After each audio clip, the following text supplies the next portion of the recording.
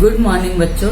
Sharda madam की class में आपका बहुत बहुत स्वागत है। बच्चों आज मैं 12वीं क्लास का छठा पाठ पढ़ाने के लिए जा रही हूँ। छठा पाठ का नाम है मानव अधिवास, विश्व का मानव अधिवास। अब अधिवास से मतलब क्या है बच्चों? आपने शहरों के नाम सुने होंगे, गांव के नाम सुने होंगे, है ना? ये है क्या? इनमें है क्या? इनमें है बस्तियां। गांव किससे बनता है? मनुष्यों से। मनुष्यों से यानी उनके मकान वगैरह से, ठीक है। तो उसका कई मकान मिलकर के एक बस्ती बना देते हैं और कई बस्तियां मिलकर के एक गांव बना देते हैं और कई गांव मिलकर के नगर बन जाते हैं और कई नगर मिलकर के महानगर, जिला वगैरह, मंडल वगैरह बन जाते हैं। इसमें मैं आपको बता दूं, स्पष्ट कर दूं कि मानव अधिवास का दूसरा नाम क्या है? बस्तियां। मानव की बस्तियां। प्राग ऐतिहासिक काल में, प्राचीन समय में, आदि मानव जब था मनुष्य, तब उसको भी निवास की आवश्यकता पड़ी, अधिवास की आवश्यकता पड़ी। वो प्रारंभ में गुफाओं में रहता था, पेड़ों पर रहता था। बारिश आ जाती थी तो वो गुफाओं में घुस जाता था, या चट्टानों, जब पानी भर जाता था चट्टानों पर चढ़ जाता था, पेड़ों पर छिप जाता था, पेड़ों पर रात गुजारता था, है ना? तो प्राचीन समय से ही ये है। और उसके बाद में जैसे जैसे मनुष्य ने विकास किया, मनुष्य एक सामाजिक प्राणी है, मनुष्य एक चिंतनशील जिज्ञासु प्राणी है, ठीक है। अब मनुष्य की आवश्यकताएं अनंत और असीमित हैं। एक आवश्यकता पूरी होती है, उसके बाद दूसरी आवश्यकता खड़ी हो जाती है, किंतु मूलभूत आवश्यकताएं जिसमें मनुष्य को उनको तो लेना है ही, कंपलसरी जो आवश्यकताएं हैं, मूल आवश्यकताएं, मूलभूत, वो है रोटी, कपड़ा और मकान। रोटी चाहिए खाने के लिए, कपड़ा चाहिए पहनने के लिए, और रहने के लिए क्या चाहिए? मकान, ठीक है। और कई मकान, जब मनुष्य मकान में रहता है, कई मकान मिलकर के अधिवास बना देते हैं। अब बच्चों प्राचीन समय में तो गुफाओं में रहता था, जैसे जैसे आखेट करना शुरू किया मनुष्य ने, और जैसे जैसे उसमें समझ आने लगी तो वो संग्रहण करने लगा, खाद्यान्नों का कृषि करने लगा, आखेट करने लगा, उनको सामान को एकत्रण करने लगा, तो उसको मकान की आवश्यकता पड़ी। और फिर मकान बनाने के बाद में जलवायु, कठोर जलवायु होने लगी, कहीं कहीं मानसूनी जलवायु, कहीं सूखा पड़ने लगा। तो अधिवास बनाने के लिए मनुष्य को भौतिक कारण आकर्षित करते हैं। भौतिक कारण से मतलब एक तो स्थान सही मिले, ऐसा नहीं है ऊंचे चट्टान हो, टीला हो, तिकोना हो, तीखा हो, तीखे पहाड़ पे नहीं, पहाड़ काट के बना सकता है। मैदानी क्षेत्र हो, पठारी क्षेत्र हो, उस पर वो मकान बना करके आसानी से रह सकता है। जलवायु समान जलवायु हो, अच्छी जलवायु हो। ऐसा नहीं है कि जहाँ गर्मी पड़ रही है, जैसे भूमध्य रेखा, वहां मकान ही नहीं, वहां पेड़ों पर ही मकान बना करके रहते हैं, पेड़ों पर ही रहते हैं, पेड़ों को काट करके उसी में रहते हैं। भूमध्य रेखा, विषुवत रेखा, भूमध्य रेखा पर। उत्तरी ध्रुव में बर्फ ही बर्फ है, तो वो अस्थायी अधिवास बना लेते हैं, अस्थायी मकान बना लेते हैं, इग्लू वगैरह बना करके रहते हैं, है ना। दक्षिण क्षेत्र वहां पे ठंडा पानी है, पानी है, ठंडा ही है बहुत ज्यादा, इतनी अधिक ठंड है कि वहां पर मनुष्य निवास नहीं कर सकता, तो वहां पे वो मकान नहीं बनाते। तो जो मकान बनाते हैं कहाँ? उत्तरी गोलार्ध में, इसीलिए वहां जनसंख्या भी अधिक है। ये सारे टॉपिक्स एक का एक टॉपिक एक दूसरे से रिलेटेड है, एक दूसरे से जुड़ा हुआ है, ठीक है। अब हम आते हैं कि मनुष्य को इसकी आवश्यकता कैसे पड़ी, क्यों पड़ी? अधिवास देखो किसके लिए मनुष्य बनाता है, उद्देश्य क्या होता है? देखो उसके आर्थिक क्रियाकलाप होते हैं, सामाजिक क्रियाकलाप होते हैं, सांस्कृतिक क्रियाकलाप होते हैं, धार्मिक क्रियाकलाप जो होते हैं, उनकी पूर्ति के लिए, उनके उद्देश्यों की पूर्ति के लिए मनुष्य अधिवास बनाता है। अधिवास को ही क्या कहते हैं? बस्ती। कई मकान, कई स्थान मिलकर के, कई मकान मिलकर के एक बस्ती बनाते हैं। ये आप मान के चलना। अब अधिवास दो प्रकार के, एक तो स्थायी अधिवास और एक अस्थायी। स्थायी में जो हमेशा से रहता आता है, या अस्थायी में जो घुमक्कड़ वगैरह होते हैं, अस्थायी तंबू वगैरह तान लेते हैं, डेरे वगैरह लगा लेते हैं, या थोड़े दिन के लिए कच्ची झोंपड़ियां वगैरह बना लेते हैं। अस्थायी जो नदियों के किनारे वगैरह पर, नदियों के किनारे पर है ना, और घास के मैदानों पर है। उष्ण कटिबंधीय क्षेत्र है जहाँ बहुत ज्यादा जब गर्मी पड़ती है वहां से पलायन कर जाते हैं, दूसरी जगह जाके रहने लग जाते हैं। तो इस तरीके से स्थायी और अस्थायी निवास हैं। अब आता है बस्तियां हैं। बस्तियां कौन कौन सी, यानी अधिवास कौन कौन से हैं? ग्रामीण अधिवास, नगरीय अधिवास। ग्रामीण अधिवास की भी कई समस्या होती हैं, है ना। क्या फायदे? मानव अधिवास। मानव अधिवास या मानव बस्ती का अर्थ पृथ्वी के धरातल पर मानव द्वारा निर्मित एवं विकसित आवासों के संगठित समूह को अधिवास या बस्ती कहते हैं। किसे कहते हैं?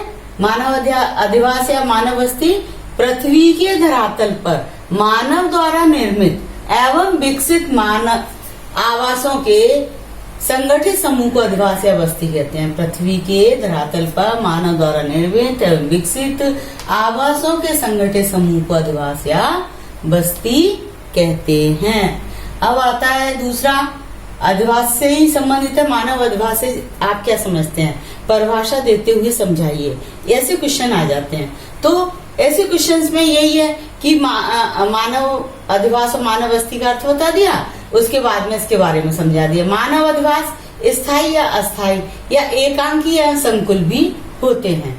मनुष्य अपने आर्थिक, सामाजिक, सांस्कृतिक, धार्मिक आदि कार्यों की पूर्ति के लिए अधिवास का निर्माण एवं उपयोग करता है। अधिवास कोई भी हो सकता है, चाहे झोंपड़ी हो या इमारत हो, और अधिवासों के समूह में 5 से लेकर सैकड़ों, हजारों मकानों की संख्या हो सकती है। समझ गए? यानी अधिवास स्थायी अस्थायी हो सकते हैं, एकांकी भी हो सकते हैं, संकुल भी हो सकते हैं। मनुष्य अपने आर्थिक, सामाजिक, सांस्कृतिक, धार्मिक आदि कार्यों की पूर्ति के लिए अधिवास का निर्माण एवं उपयोग करता है। ठीक है। फिर उसके बाद में अधिवास कोई भी हो सकता है, चाहे झोंपड़ी हो, इमारत हो। ठीक है। और अधिवासों के समूह में 5 से लेकर सैकड़ों, हजारों मकानों की संख्या हो सकती है। यही अधिवास या बस्तियों के समूह संगठित होकर, विकसित होकर नगरों, महानगरों, विराट नगरों, विश्व नगरों और मिलियन सिटी का रूप धारण कर लेते हैं। इन अधिवासों बस्तियों के आपस में संपर्क करने के लिए पगडंडी, गली, सड़क, नहर, परिवहन मार्ग आदि निर्मित किए जाते हैं या प्राकृतिक रूप से बने हुए होते हैं। ठीक है। ये अधिवास से संबंधित पूरा निचोड़ दे दिया कि अधिवास क्या है और मनुष्य किसके लिए इसकी पूर्ति करता है, उद्देश्य क्या होता है मनुष्य का अधिवास बनाने का, अधिवास का निर्माण करने का, और क्यों बनाता है वो। दोनों आंसर हैं इसमें।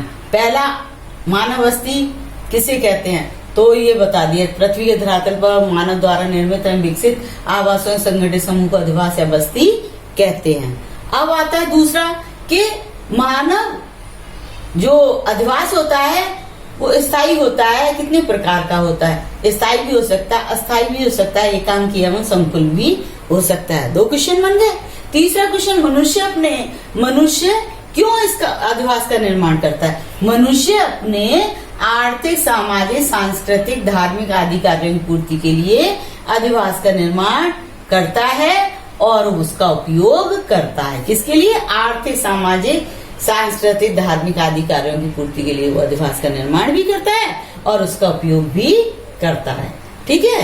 अब आ गया अधिवास किसको बोलेंगे? झोंपड़ी को अधिवास बोलेंगे यानी हाँ, झोंपड़ी को ही बोलेंगे। झोंपड़ी बनी हुई है वो भी अधिवास है, इमारत है, बड़ी बड़ी बिल्डिंग है, वो भी अधिवास है। ठीक है। उसमें कोई अंतर नहीं है। और टेंट और तंबू तान करके भी जो रहते हैं वो भी अधिवास में आता है। ठीक है बच्चों।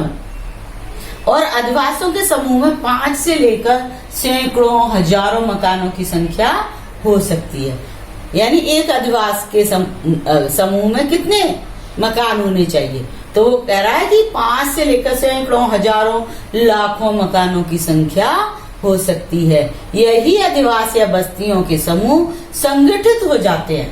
ये समूह जो होते हैं बस्तियों के, 5 मकान या सैकड़ों मकानों के बस्तियों के समूह हो गए, वो इकट्ठे होकर के क्या होते हैं, एकत्र होकर के क्या कर देते हैं, संगठित होकर के, विकसित होकर के नगर बन जाते हैं। नगर, कई नगर मिलकर के महानगर, और कई महानगर विराट नगरों में बदल जाते हैं, विश्व नगरी बन जाती है और मिलियन सिटी का रूप धारण कर लेते हैं। इन अधिवासों के आपस में संपर्क करने के लिए क्या व्यवस्था होती है? इन अधिवासों के आपस में संपर्क करने के लिए पगडंडी बनी होती है, गली होती है, सड़क होती है, नहर होती है, परिवहन मार्ग होता है ना।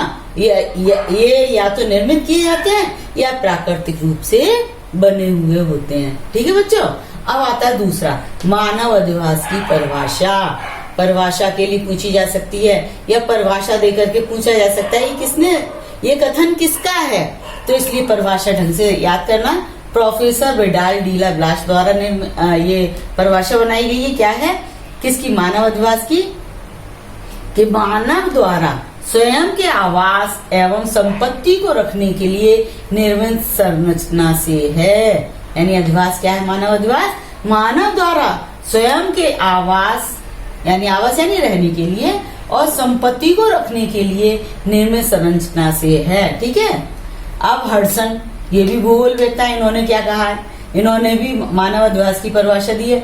भूमि का वह भाग जो मानव बसाव के उद्देश्य से प्रयुक्त किया जाता है अधिवास कहलाता है। भूमि का वह भाग जो मानव बसाव के उद्देश्य से प्रयुक्त किया जाता है अधिवास कहलाता है। दोनों ही परिभाषाएं हैं। अब आता है तीसरा पॉइंट, मानव अधिवास की उत्पत्ति कैसे हुई। अब मैंने अपने उसमें इंट्रोडक्शन में भी दिया था कि प्राग ऐतिहासिक काल में मनुष्य गुफाओं में पेड़ों की शाखाओं पर निवास करता था। ठीक है। दूसरा पॉइंट, जब मनुष्य आखेट करना, संग्रहण, एकत्रण करना सीख गया, प्रकृति के साथ अनुकूलन करते हुए कृषि करना सीख गया, तब स्वयं की, पशुओं की भंडारण की सुरक्षा के लिए उसे स्थायी आवास या अधिवास या बस्ती की आवश्यकता पड़ी। कब पड़ी मनुष्य को आवश्यकता? ये क्वेश्चन आ सकता है। मानव को अधिवास की आवश्यकता कब पड़ी? जब मनुष्य आखेट करना सीख गया, संग्रहण करना, एकत्रण करना सामान का सीख गया, प्रकृति के साथ अनुकूलन करते हुए कृषि करना सीख गया, तब उसे स्वयं की, पशुओं की भंडारण की सुरक्षा के लिए उसे स्थायी आवास या अधिवास या बस्ती की आवश्यकता पड़ी। मनुष्य ने दूरी बनाते हुए, शुरू में मनुष्य ने क्या किया कि दूरी बनाते हुए मकानों का निर्माण किया। फिर काफी दूर दूर छितरे छितरे मकान थे शुरू में, और उसके बाद में जनसंख्या के बढ़ने, उद्योगों के विकसित होने तथा नई नई तकनीक के विकास के साथ पहले गांव बसे, फिर जनसंख्या बढ़ने से, मकानों की संख्या बढ़ने से गांव नगर में, नगर महानगर में बदलते चले गए। आज से लगभग 5000 वर्ष पूर्व मिस्र, दजला, फरात की घाटियों में विशाल नगरों की उत्पत्ति एवं विकास हुआ था। मानव अधिवास का विकास कब हुआ था? महानगरों का विकास कब हुआ था? आज से लगभग 5000 वर्ष पूर्व। कहाँ हुआ था? मिस्र, दजला फरात की घाटियों में। दजला फरात नदी है, तो दजला फरात की नदियों की घाटियों में विशाल नगरों की उत्पत्ति एवं विकास हुआ था। ठीक है। अब आता है डी, अधिवासों या बस्तियों के प्रकार। ये दो हैं।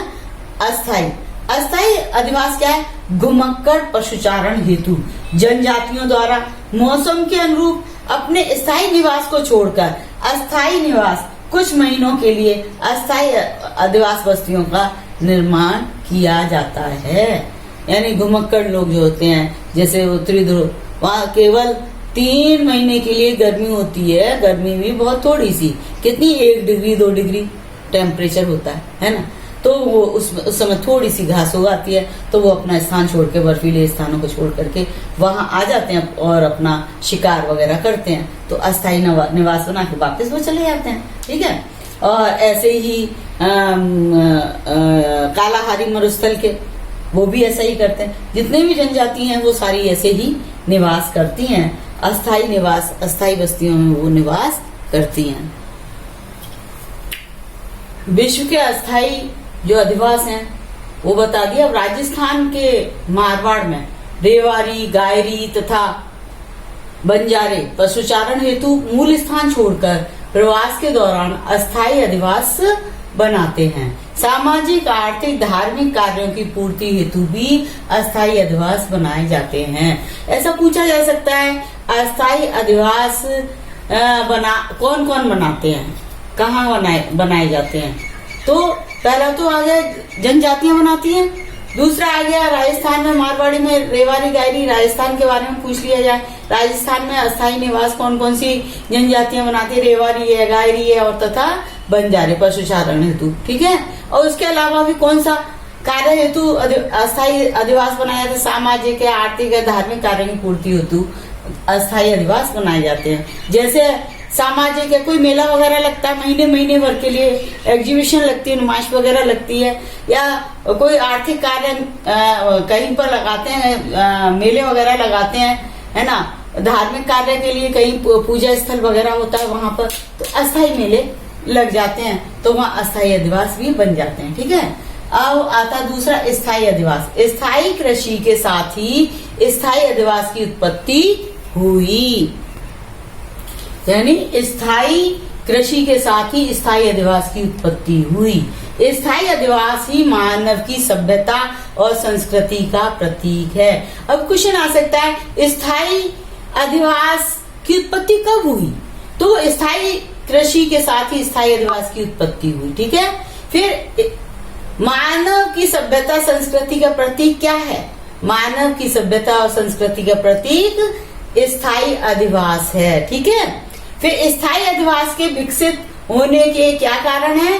स्थायी अधिवास के विकसित होने के भौतिक, आर्थिक, सामाजिक, धार्मिक कारण होते हैं, जिनमें मुख्यतः स्थानीय संचित एकत्रित संसाधन, बाह्य विश्व से संबंध, भावी उन्नति की संभावना, सुरक्षा की भावना, धार्मिक, सांस्कृतिक, आर्थिक ये कारण होते हैं। उसी की वजह से यहाँ पर स्थायी अधिवास बन जाते हैं। उद्देश्य क्या होते हैं? स्थायी अधिवास बस्तियां बनाने के निम्न उद्देश्य हैं। नंबर 1, भौतिक वातावरण की कठोरता से बचने एवं सुरक्षित रहने हेतु। मेन सुरक्षा की भावना होती है, भौतिक वातावरण से बचने की हो, चाहे जंगली जानवरों से बचने की हो, और चाहे लूटपाट से बचने की हो, सुरक्षित रहने की संभावना। तेज तापमान है उससे बचने की हो, जलवायु की कठोरता है, अधिक ठंड पड़ रही है, अधिक गर्मी पड़ रही है ना, उससे बचने की इनसे बचने के लिए सुरक्षित रहने हेतु आवश्यकता पड़ती है। ये उद्देश्य होते हैं स्थायी बस्ती के। फिर जंगली जानवरों से सुरक्षा हेतु, भंडारण हेतु, खाद्य एवं उपयोगी सामान के भंडारण हेतु, आर्थिक, सामाजिक, धार्मिक, सांस्कृतिक, शैक्षिक कार्यों हेतु, और पारिवारिक एवं विलासतापूर्ण जीवन जीने हेतु यह हमें स्थायी अधिवास की आवश्यकता पड़ती है। अब आता है बच्चों मेन टॉपिक, ग्रामीण अधिवास। ग्रामीण अधिवास या ग्रामीण बस्तियां किसे कहते हैं? तो आप ये ध्यान रखना, छोटी सी बातें अपने दिमाग में रख के चलना है। ग्रामीण अधिवास मुख्यतः प्राथमिक व्यवसाय, जैसे यानी प्राथमिक व्यवसाय कौन से है? आखेट है, खनन है, मत्स्य पालन है, पशुपालन है, कृषि है, वन उत्पाद पर आश्रित जो उद्योग होते हैं, तो प्राथमिक व्यवसाय पर आश्रित रहता है ग्रामीण अधिवास हमेशा। भूमि के विदोहन पर ग्रामीण अधिवास आधारित है। यहाँ सामाजिक संगठन सुदृढ़ तथा मानवीय मूल्य एवं सिद्धांतों में प्रगाढ़ता पाई जाती है। ग्रामीण अधिवासों की ये विशेषताएं हैं।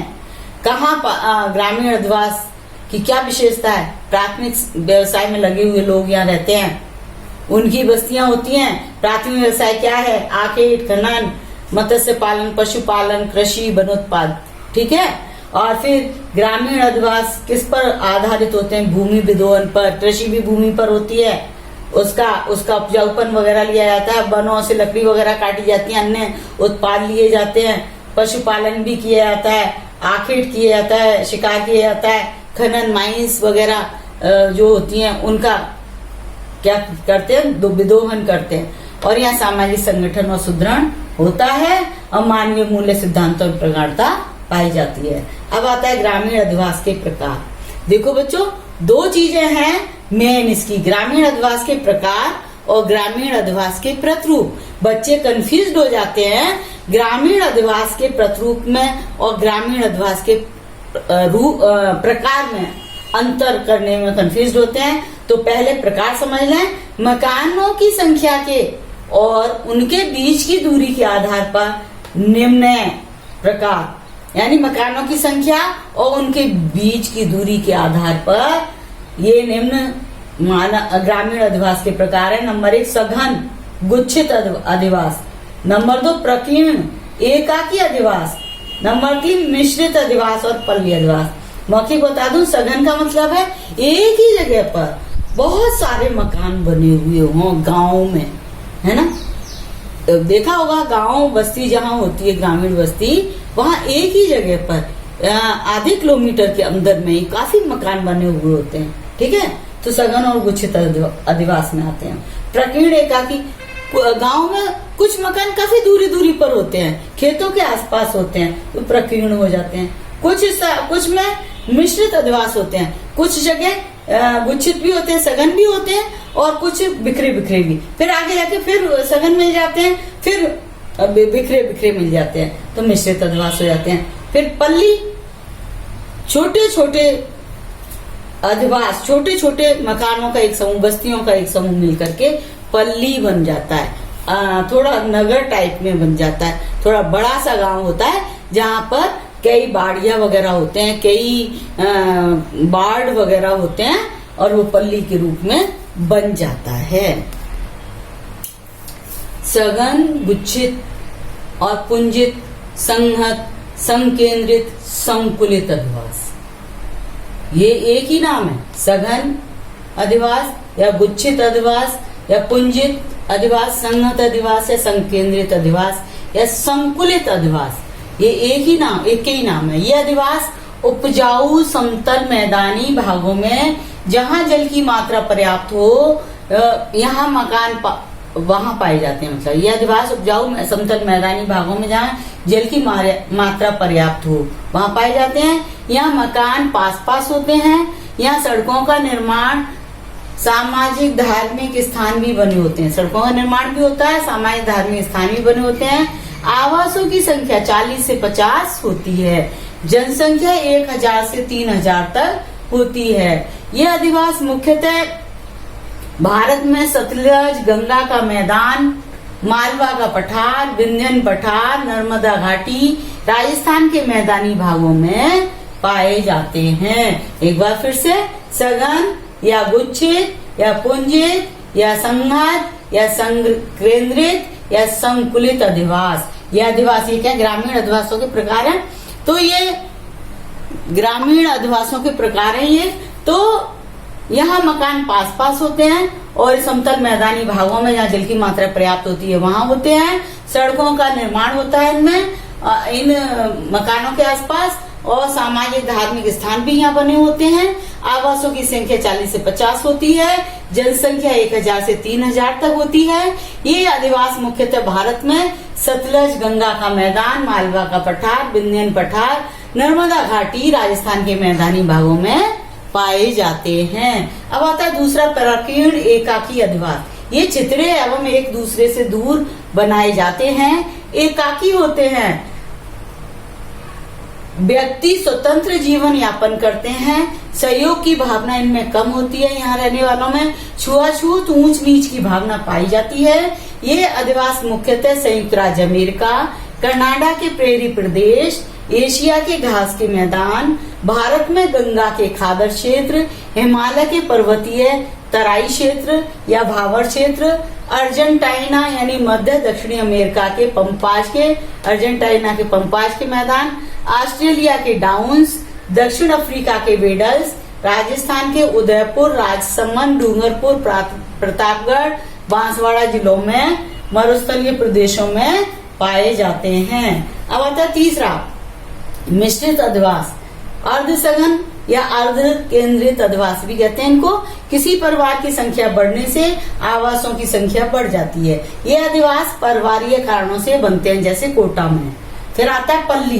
पल्ली, ये इनमें से किसी के ऊपर एक टिप्पणी आ सकती है, पूछा जा सकता है, 1 नंबर का ही क्वेश्चन आ सकता है। तो पल्ली को क्या कहते हैं? पुराना अधिवास। इसमें मकान एक दूसरे से दूर दूर बने होते हैं, किंतु एक ही बस्ती में आते हैं।